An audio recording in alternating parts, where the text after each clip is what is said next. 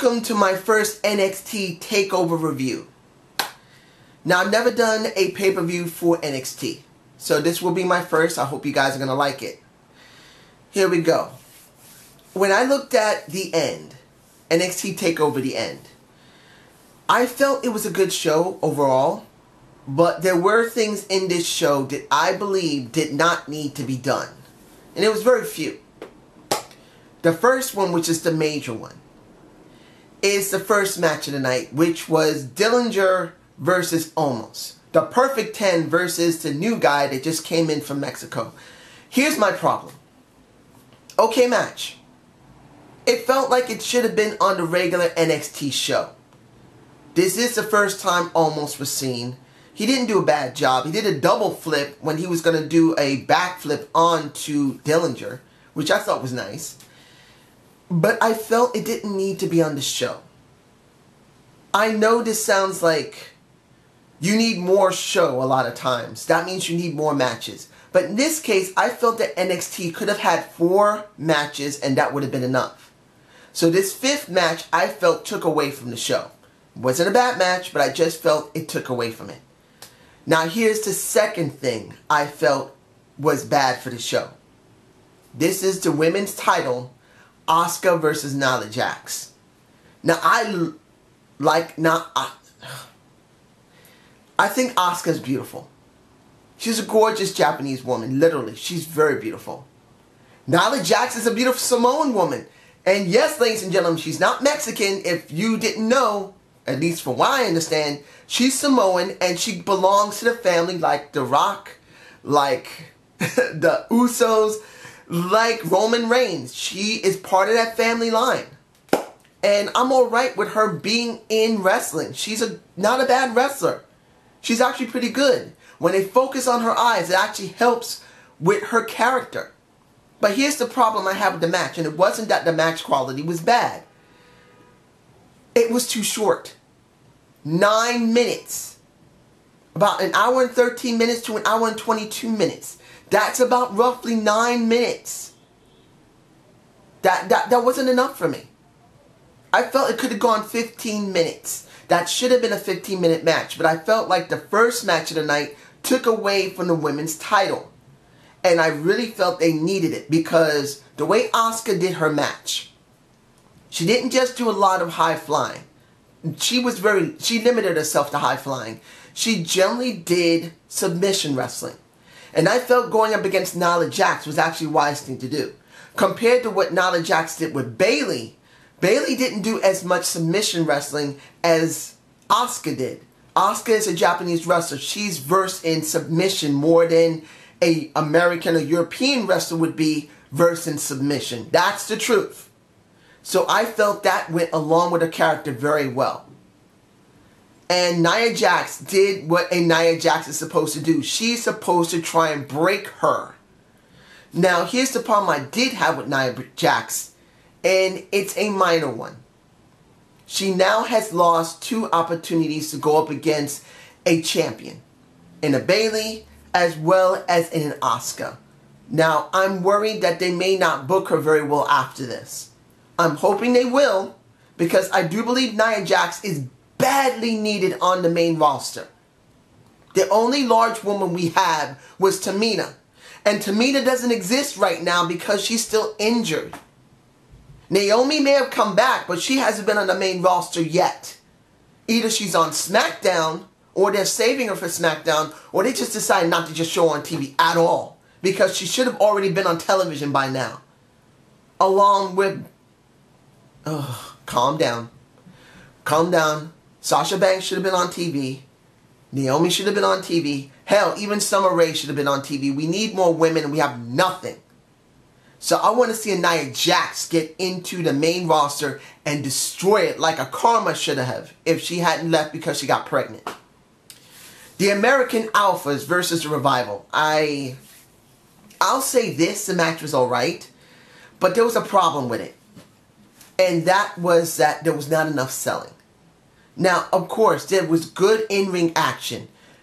And usually both these guys, the Revival and, from what I can tell, American Alpha, they're very high impact, very fast. But here's a problem for me personally, because it was still a good match. You need to sell a little bit. And I felt that Gable was not selling enough because he got up too quickly. Jordan got up too quickly. And so did the other guys. I can't remember the guys from the Revival's names yet. I'm not very good with names unless I've been watching them for a very long time. And I've only been watching NXT on a constant basis for maybe 3 weeks now. 3 weeks I've been watching NXT constantly. I decided I'm going to buckle down and actually watch it. So for me, it's still a little early for me. It'll take a couple of months for me to really get used to the guys. But I felt that both teams are good. But they just don't sell enough. They don't stay down on the mat long enough to really show that the other guy they're facing really hurt them. Mind you, the crowd made the entire show very good. And the crowd really went with it. But for me personally, you need to have a little bit more selling. Because if you're not willing to show that this guy actually hurt me, and you stay down on the mat long enough, or on the floor for that matter, what they did, what do you actually have? You have a lot of ring jumping around, and not enough of telling a real story. Not saying it wasn't a good story, I just felt like it could have been a better story. The third match of the night, because Nia Jax and Asuka was the second match. I'm saying this right now. Asuka and Nia Jax was the second best match of the night, even though it was very short. Aries and Nakamura, if I'm pronouncing his name. I probably am pronouncing his name Sasuke Nakamura. I'm pronouncing his name wrong. I'm sorry, ladies and gentlemen. I am bad with names. One, I feel that his ring attire is appropriate for his attitude. It does give me a little taste of Michael Jackson, and I feel like he's going for that. Two, his music is very good that the crowd can truly tune to it. Three, before his match starts, going all the way down onto his back was actually very good as well, and I did enjoy that. That really gives a very dynamic character. But here's the problem I see before I get to how I felt about the match. If the WWE put him on the main roster, they will bury him. Because they have no idea what to do with a Japanese wrestler. Look what happened to Funagi. Look what happened to the Japanese Buzzsaw. The Japanese Buzzsaw. And when it comes to him, I just don't believe he's going to be taken care of. Ultimo Dragon, and he's someone who did the Ultimo Dragon persona, the next generation. He had his shot in there.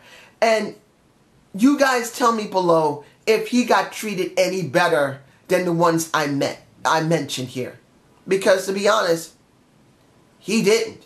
So Nakamura may not get over at all in the main roster. Not because he doesn't have a good look.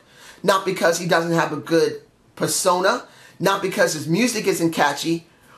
Or if he works well in the ring. The WWE traditionally never treats Japanese wrestlers right on the main roster. NXT is perfectly alright. He's getting so over, and he won that match. I felt that match was very dynamic. That's the reason why it was the second match of the night. Yeah, it was a lot of high flying. But these people are high flyers primarily. And when it comes to Aries, the greatest man who ever lived, the man knows how to do grapple wrestling better than anyone. The Last Chancery was a very good move. I felt how he dived out of the ring and then whacked his neck all by himself. Truly screwed himself up. But you know what? Nakamura had to get over. Because I believe that just like it's coming down for maybe a Finn Balor, he may eventually go up to the main roster. Which I really hope he doesn't for Nakamura. Because I really feel they're going to fuck him up. Now, the final match. If I'm missing anything, I'm sorry. But I don't believe I am I? No. That is Samoa Joe versus Finn Balor. I know the Slag Daddy a while ago when I heard him, he said he doesn't know what people like about Finn. Finn is a good high flyer, and he's not bad in mixed martial arts grappling. At least the way he does it in the ring. So I think he's a good wrestler. He doesn't have a bad persona, but he doesn't really have a great one either. It's kind of mixed with him. Samoa Joe is a much more better, compelling character than him. That's obvious. So when you see this steel cage, which is the first one at NXT, you wonder, how far are they really going to go with Finn Balor? How far do you actually think the WWE is going to push Finn Balor? Because when you look at Neville, Neville's not much different than Finn. He's actually more high-flying than a Finn Balor. And I'm not taking anything away from Finn. Finn is a good high flyer, but to be honest, before he got hurt, what was he doing? Nothing. So traditionally, the WWE really doesn't book high flyers very well. Small guys who are high flyers, they never traditionally book them well.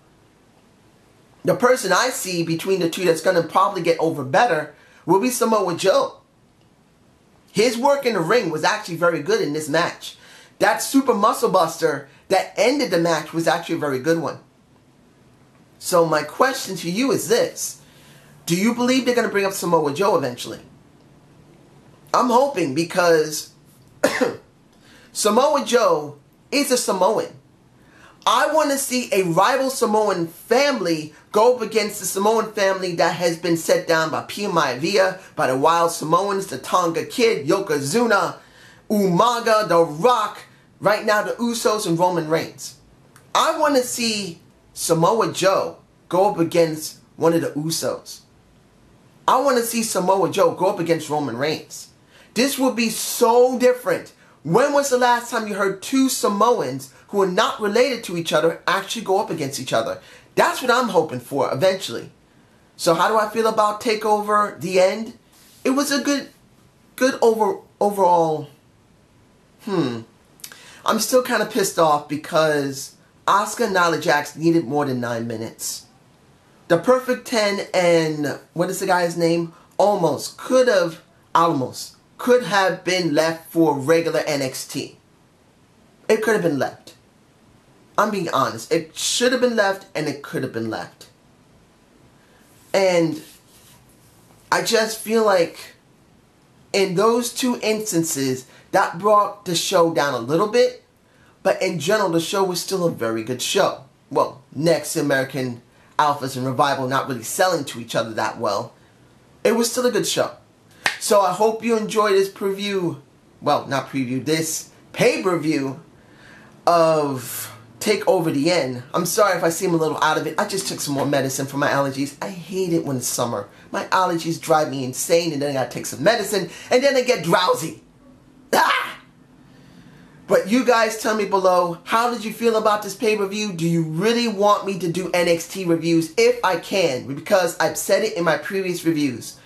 I can't do Raw, SmackDown, TNA, and NXT all in the same days because it'll be too much for me and it'll turn me off. So there's a good possibility I'll do my Raw review probably Tuesday, Wednesday, TNA Wednesday to Thursday, SmackDown maybe the same day, Wednesday or Thursday, if I can, and then NXT Friday. I know it's a bit late for NXT, that'll be 3 days late, but that might be the best schedule for me because doing all of that along with going to my doctor's appointments, which is Wednesdays and Fridays, and anything else I'm doing is a bit much for me. It will get me very anxiety-ridden and I'll get depressed and I don't want that. So you guys tell me below how you feel. Have a good night. Oh, I hate these allergies. They're making me have this stupid medicine to make me botch. Have a good day and have a good night. Peace!